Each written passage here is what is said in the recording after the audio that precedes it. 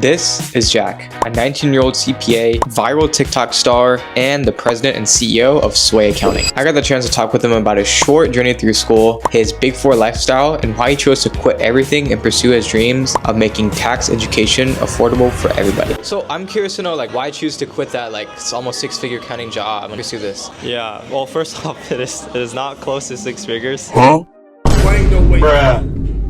And I think a lot of times when people go into Big Four accounting, it's for a stable career, and I think Big Four account has a rep of being a grind. I think a lot of horror stories come out of Reddit pages saying how it's a terrible environment to be in, how happy people are when they leave their job. And I think it depends a lot on the expectations that you have going into the job. If you see it as a rite of passage to do 5 years, make manager, and set yourself up for the rest of your career, it's a really good option. But for me personally, I wanted something more out of my own career. I wanted to kind of see stuff from beginning to end where you don't get to see if you're working at a big firm like PwC, where you're kind of doing the same thing over and over again, a really small part for a really bigger picture. And for me, I wanted to have a more immediate impact on the people around me. And what led me to quit was a multitude of things. One of them was just on one of the teams I was working with, I didn't like the communication style, or the lack thereof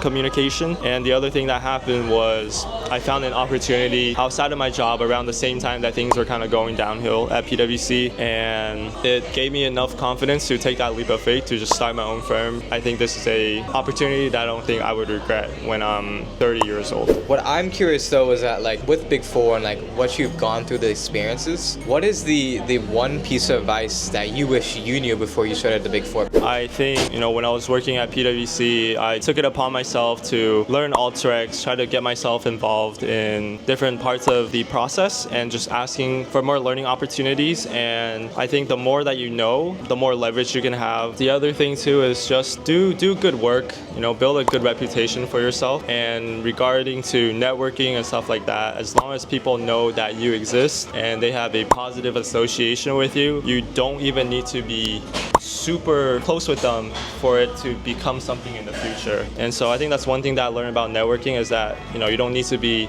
best friends with this person, you don't need to hit them up every week and talk to them, but as long as you good first impression and you're kind of just in each other's circle, that network is how I think networking should be done. So addressing the elephant in the room, also I'm just curious, why did you choose to graduate UCLA at 19 years old? I remember when I was in high school, I was looking at colleges to join, and there was this one girl, her name is Zoe Unlimited. So I saw her video, and she graduated in 3 years, and she kind of broke down everything. And when I first got in, I was like, I want to do something like that, right? I want to graduate early. And it was COVID at the time, so I just played with my schedule. And the more I kind of looked into it, the more I thought, I was like, okay, 2 years actually feasible. And actually, originally, I didn't think of going into accounting. When I was in high school during my senior year, I was still exploring a lot of options, finance, math even. I took one math course during summer. I realized I don't like calculus. Not a fan. And I think just exploring stuff, you figure things you like, figure things you don't like, and somehow naturally I kind of went down this accounting path. And why in 2 years I don't really have a strong why. It just really sounded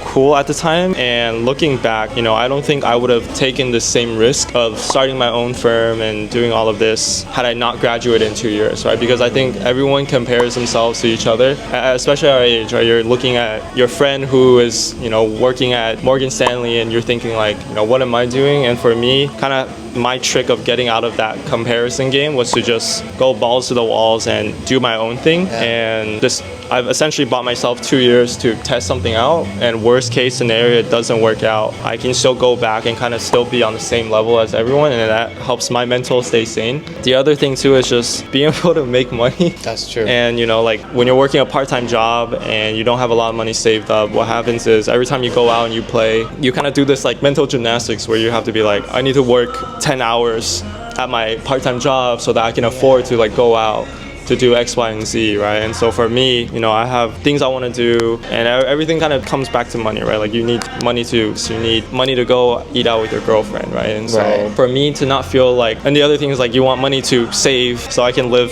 the life that I wanted to live. And then people talk a lot about like, what about the college experience? Are you missing it? Blah, blah, blah. And for me is I know what I wanted out of college. Like, I'm not a big party person. Like, I don't find joy in like raving or whatever. And for me, like, what makes up my college experience is sports games. So I go to a lot of the basketball games, football games, and one of my mentors, he's actually a alumni band director person. And sometimes he has like tickets, and I always still go to football games even till today, even though like UCLA is kind of cheeks right now.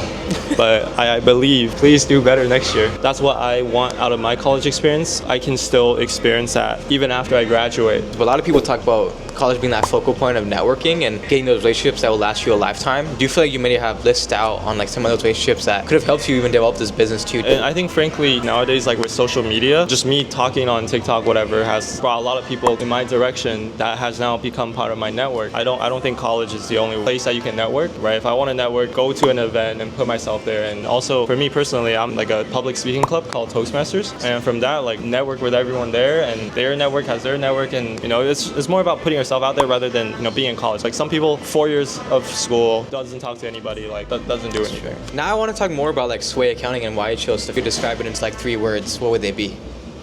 3 words? 3 Accounting, words. tax, and finance. So my dad wanted always me to go into software engineering, and I didn't want to do software engineering, but I did learn how to code. And so growing up, like a lot of the stuff that I do code is automation, kind of streamlining repetitive tasks. And I think when people hear about accounting, it's repetitive and boring. And the differentiating factor of Sway Accounting is I try to incorporate coding and scripting into my workflow and to generate value from doing the accounting or bookkeeping. And I feel like the worst and best parts about being a CEO. The best part, right, is autonomy. You get to do whatever you want, but at the same time, that's the bad part. Is if you do something wrong, like, you're ultimately held responsible. And for me, it's I'm young. Like, this is not my first time doing this, and I really don't know too much. Like, I have my own work ethic, and trying to get everyone else on the same page definitely is a struggle, right? And did a lot of things wrong my first year. Literally anyone, when I was first starting off, it was literally anyone who wanted to help me out. Like, okay. So I'm curious for yourself, Jack. What is your dream with Sway Accounting? Like, I think the first thing about any business is that you find or you build it up to be sustainable enough to ultimately do the good things, right? And so, my short-term goal right now is to obviously build up the business side of things, but my long-term goal is to have an impact on tax education. I think it's not talked about enough, and frankly, most people, they don't know taxes or how they work. And just from helping people out with their personal finances, a lot of people put themselves in very bad spots because they're not aware of taxes and the consequences of either not filing or doing something incorrectly.